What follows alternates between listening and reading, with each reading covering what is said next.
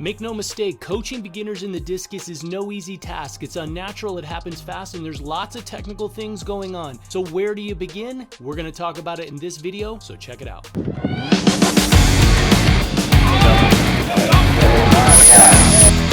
Hey everybody, it's Eric Johnson from Untitled Throws Nation. In today's video, we are going to talk about how to coach the discus throw for beginners. Now, if you're a beginning coach or a newer coach, one of the most challenging things you're going to do is coach beginning throwers. Why? Because they have no habits. So that's a good thing in the sense that there's a blank slate. I know a lot of coaches love the blank slate because you can establish that really good foundation. So this video today, we're going to help you guys to understand some basics, some key things, and understand the discus throw. Now, if you're the first time here at the channel, be sure to hit the subscribe and notification and all that good stuff.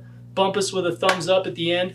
But one of the things about Untitled Throws Nation, we offer a coaching system that takes the complexity of the throw, breaks it down. So we establish the foundation, we set up the throw, break it down in that 2-second time frame. It's very fast. Beginner to a new thrower, right? 2 seconds. So this is really important for you guys.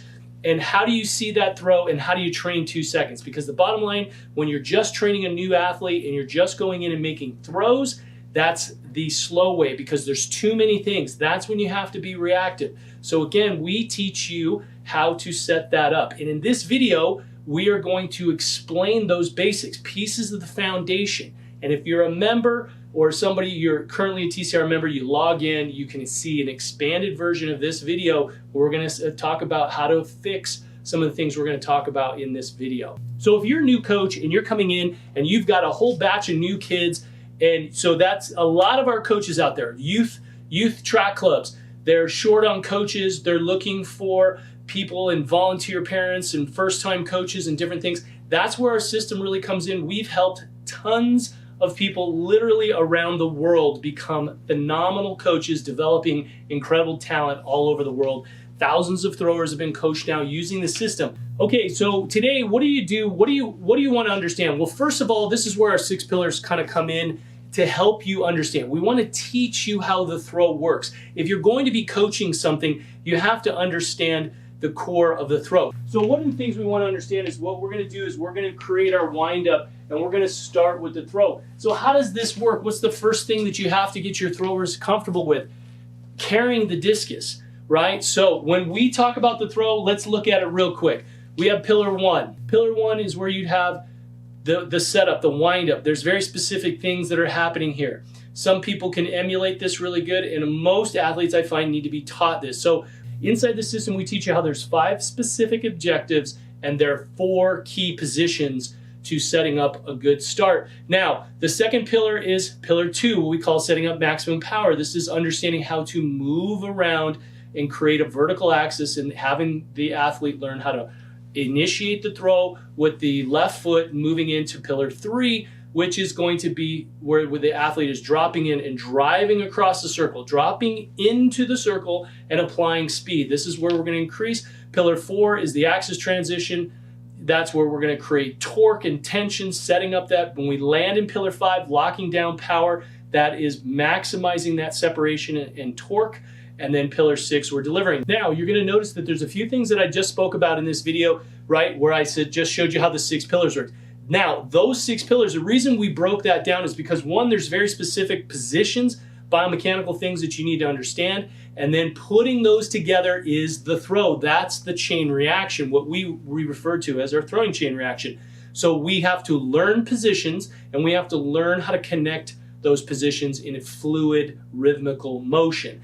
That is our chain reaction, because once that throw starts, that what we just showed you, and that particular thrower we showed you, he probably, from the time that discus is back to the time he releases, about 1.4 seconds, 1.45 seconds. For a brand new thrower, somebody who's throwing for the first time, a lot of the beginners that we're going to talk about in today's video, it's going to take about 2 seconds. So what does that mean? It means from the time a kid learns till they're the best in the world, we're working there. We're working an entire career, years, tens of years, maybe decades, to improve 0.7 of a second. And that 0.7 of a second is a big deal. So how do you train and throw? You're going to notice I already mentioned a few things: separation, torque, right? We're going to talk about all these things. So if you're a brand new coach, hang tight. I'm going to give you some really valuable things that are going to really be useful for you to take away from this video, today's video, that you can actually go and implement and help your throwers.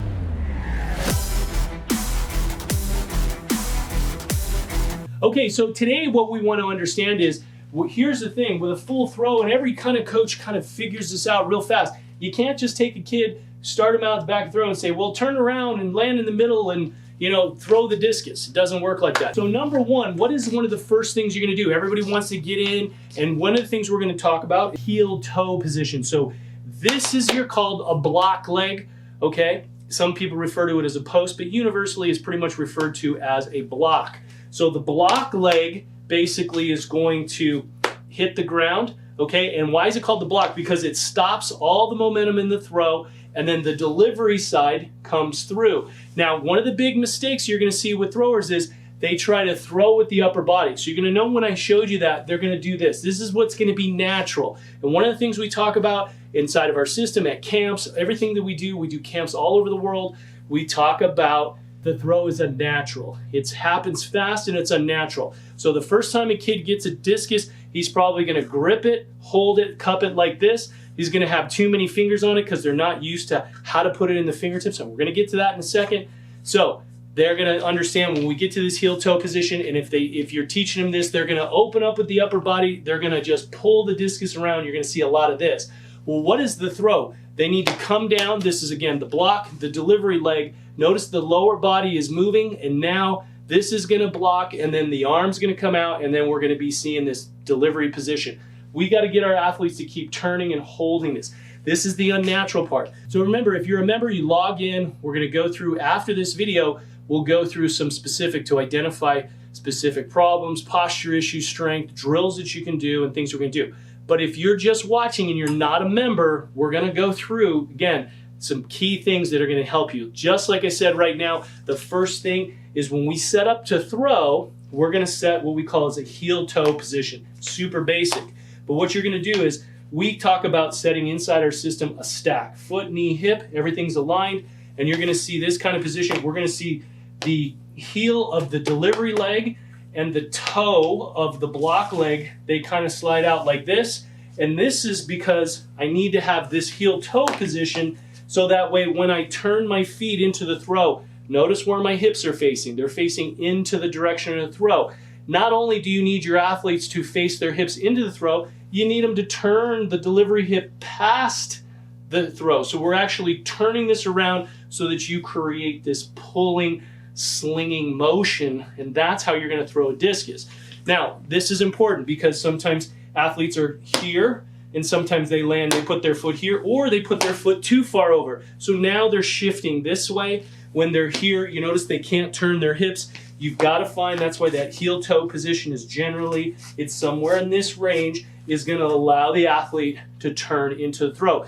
Now, here's the second thing. You're going to notice that I have both legs. I call it like a soft, like a very minor squat. We want to be bent down. Now, we'll do some different drills that will address this in more depth, but the first things you want to understand is that heel toe. Now, putting things first. Again, this video is for coaching beginners. If you're a coach and you're new to this and you don't understand, anything, this is what I want you to do. So we're going to take this. This would be the basic stance. That would be called the power position, because this is where you're creating power from the legs and you're coming here. Again, what's going to be natural? Kids are going to do this. They're going to hold the discus wrong. They're going to pull, and they're going to do this kind of thing, and they're going to throw. You're going to have some kids that are going to pull around like this. They're going to pull off. They've got to be down on the legs. They've got to learn how to move this delivery hip. And then what you're going to have is what we call is the block. Some people out there will say, don't block. You have to stop momentum. Physics shows you that when they move across the circle, all the speed has to stop and everything is transferred to the implement. So there's a blocking motion, whether you subscribe to that theory or not, there is a block. And then there's some nuance or more advanced arguments that can be made about how that action is going to work. So as we look at, an advanced high school guy, a top U.S. ranked thrower, and the best thrower in the world, you're going to notice that that block arm always stops here, and that everything is going out into the throw. Okay, so basically today what we want to understand is that we have separation. Separation is the point of getting the shoulders and the hips separated. When I turn the lower body into the direction of throw, notice where the chest is facing. I'm back here. You see that? So I can keep turning through, and I can feel that, and I can come through this way. Now, these are the basics of the power position, a stand throw. Now, when we do a stand throw, we would have our athletes kind of facing this. We would take our foot and we'd face it back here to 10 or 10, 30 or 11, wherever the athlete's comfortable. And then what we would do is we would create that stack. You'll see some videos out there and they teach you to step in. That can work. What I find is for a lot of athletes, that causes more problems. So I like to have athletes start here, face this way, okay? And then what they're gonna do is when they're starting here, they'll learn how to set up and wind correctly, get the discus to the high point, and stay over the right leg. You see a lot of people bringing what we call as an orbit and a radius.